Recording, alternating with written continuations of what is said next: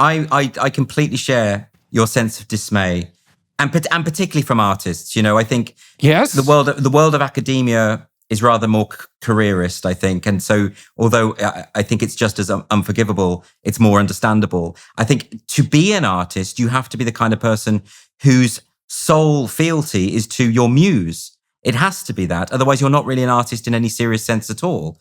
You have to be creating what it is you are personally impelled to create, whatever drives you. And there are some people who have done that in history. William Blake is a good. William Blake was poor throughout his life, died in poverty, and he could see all these mediocre people playing the game and becoming rich, but he couldn't do it. He was too much of an authentic artist. He wasn't able to do that. And I wish all artists could have that. But the other thing about that is actually very few people are great artists. Most people are sort of peddlers of popular culture or, kind of functional hacks, the people who can produce the entertainment that actually we do really need and require. That, like, I'm not trying to denigrate popular culture. I think it's really, really important, but it's not the same as great art, right? So the pop music, I really enjoy pop music, but I don't pretend to myself that it's Brahms. We have those hierarchies, by the way, which the woke would like to tear down and say that's all about the implementation of power again and the implementation of privilege. They will say there's no difference between There's no such thing as quality. No, exactly, because it's all about subjective feeling. And they would say that there's no difference between an Elton John song and a Beethoven symphony. They'll say there's no difference there. It's just about, and to pretend that there is a problem in and of itself. And that's why I think there are two things. The way that artists could really be supported in this partly comes from academia, partly comes from literary theorists and people who, by the way, I think have completely lost the plot. But they need to retain the primacy of the canon, of the Western canon. They need to say, actually, there are certain works of art that are greater than others. They need to be able to be bold enough to say that, rather than stripping away Chaucer or Shakespeare or Marlowe or whatever from the canon to make way for mediocre writers who happen to represent a marginalized group identity.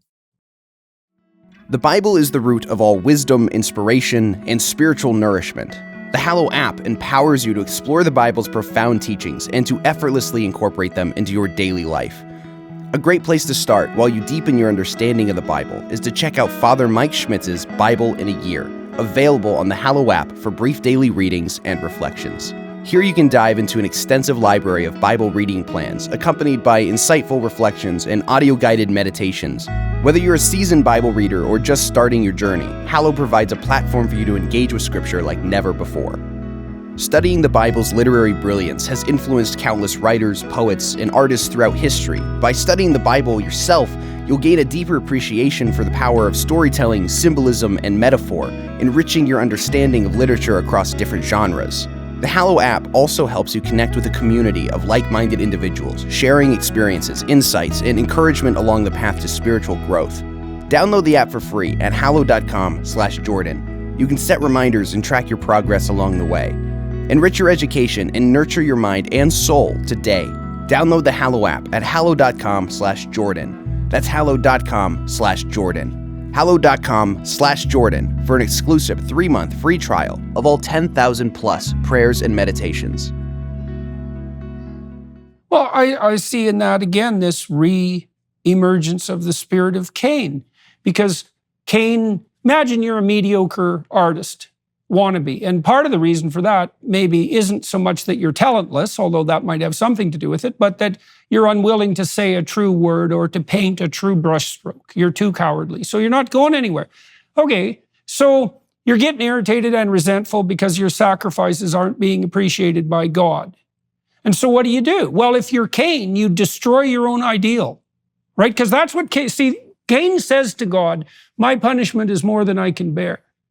Now, that's a very ambiguous phrase because you can't tell exactly what he refers to. But as far as I can tell, what he means is, well, I've really spent my whole life miserable and jealous because I'm not able, and I want to be more than anything else. And now I've gone and killed my own ideal. And so how can I live? I've killed my own ideal. Well, that's what these bloody woke artists, wannabe types are doing. it's not just even the woke. This predates the woke.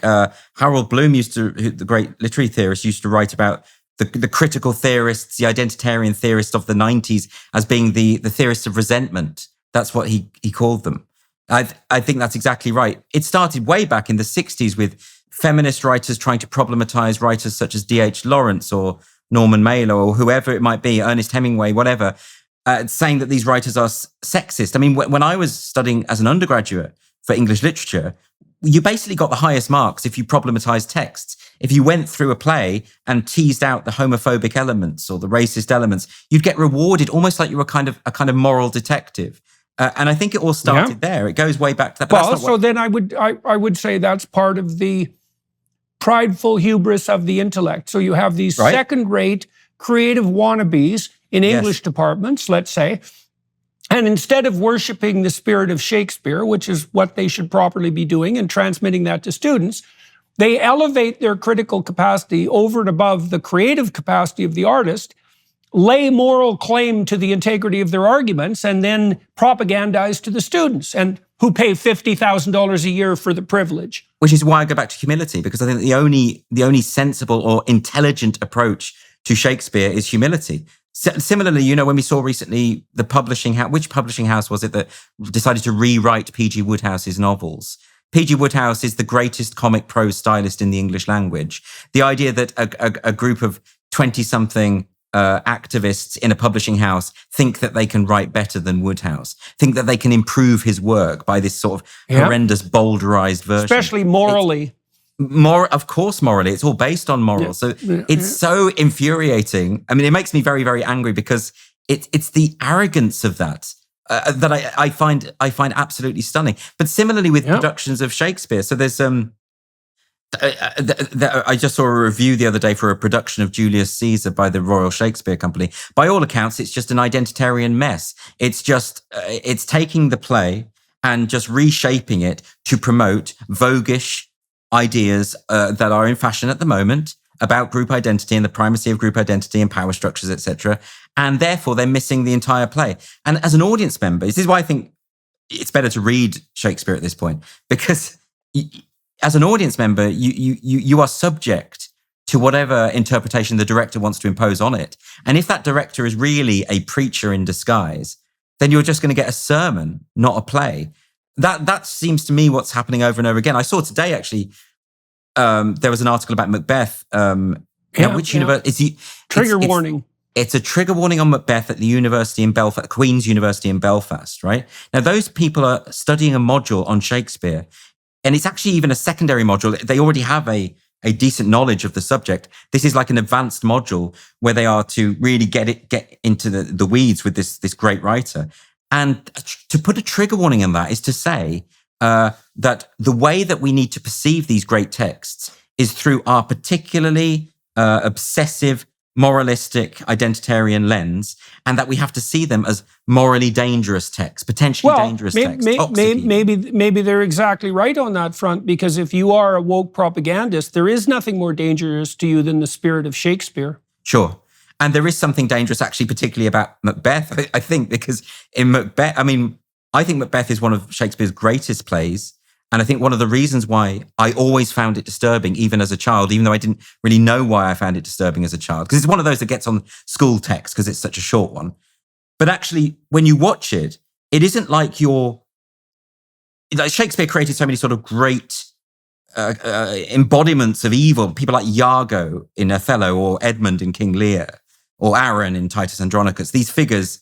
But Macbeth is different, because with Macbeth, you go along with Macbeth knowing that it could be you. I think it's the closest to what, when you write about Solzhenitsyn talking about the line of good and evil cutting through the heart of every man, that to me is Macbeth, because Macbeth is like this incredible study into, or representation of, what if we lived in a world where we didn't have free will?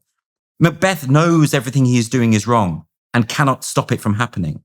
And that's, it's like when you're watching it, if you're watching a good production of Macbeth, you are Macbeth, right? And you're falling into this vortex. That's why I think. Well, that's actually like a definition of great literature. I think literature almost always portrays something like a romantic adventure and then something like the battle of good against evil, depending on Right. how that's laid out, right? Yes. It's a romantic battle of good against evil. Okay, but the great literary authors place that battle in the soul of a single individual, right? So that each character contains the entire landscape of the cosmic battle, instead of there being some characters parsed out as good and other characters parsed out as villainous. And so then when you sit in the audience and you experience that, you're experiencing the divine drama in your own soul.